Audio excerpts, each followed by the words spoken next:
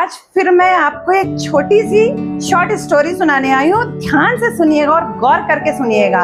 बहुत ही अच्छी है। इससे आपको जीवन में बहुत बड़ी मदद मिलेगी, जीवन में जीने के लिए, आगे बढ़ने के लिए। तो अंत तक सुनिएगा, कहीं जाइएगा मत। तो मैं आपको एक बताती हूँ कि एक बार की एक किसान था और उसके पास एक भैंस थी। तो पता नहीं कैसे किसान की वो भैंस ना एक बार कुएं में गिर गई। अब वो किसान ने देखा कि उसकी भैंस कुएं में गिर गई और खूब जोर जोर रो रही है। अब किसान को समझ ही नहीं आ रहा था कि वो क्या करे।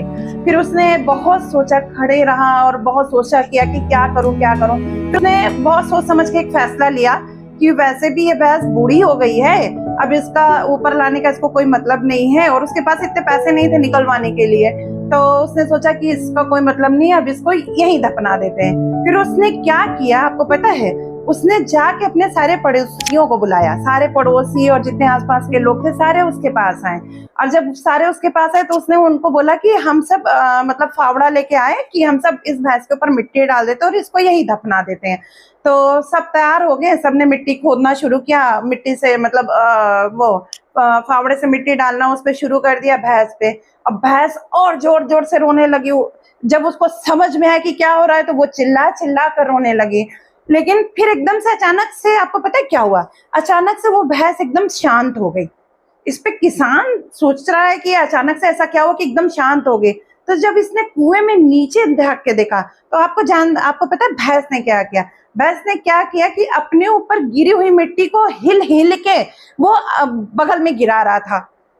हिल हिल के गिरा रहा था। तो क्या कर रहा था, जैसे जैसे मिट्टी का ढेर बनता जा रहा था वो उसके ऊपर एक एक कदम चढ़ते जा रहा था।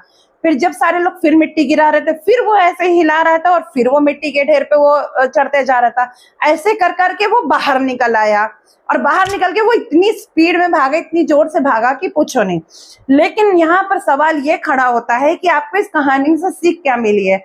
तो कहानी का सार यह है कि कितनी भी विकट परिस्थितियां है, कितनी भी खराब परिस्थितियां है, आपको थोड़ा हिम्मत से और थोड़ा दिमाग से काम लेना पड़ेगा। क्योंकि परिस्थितियां तो आज हैं और कल चली जाएंगी। लेकिन अगर आप गुस्से में रहेंगे या ठंडे दिमाग से काम नहीं करेंगे ना, तो आपका कुछ भी नहीं हो सकता। क्योंकि हर एक चीज का हल एकदम छोड़ देना नहीं होता। कभी कभी धैर्य रखना भी बहुत बड़ी चीज होती है और दिमाग से काम लेना। तो हमेशा आप थोड़ा शांत रह के पेशेंस से, धैर्य से हर परिस्थितियों का सामना करना सीखिए।